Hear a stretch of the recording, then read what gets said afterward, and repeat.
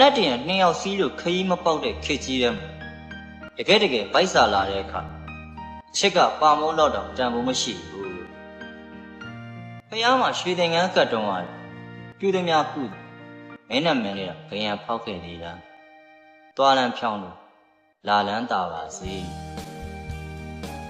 လူချမ်းတွေတည်ပြီးသွားရင်ပျော်စရာဇက်ဝင်ကန်းတာရောက်လာအောင်ပါဗျပြန်တမ်းမဝင်တဲ့သူရဲကောင်းတွေ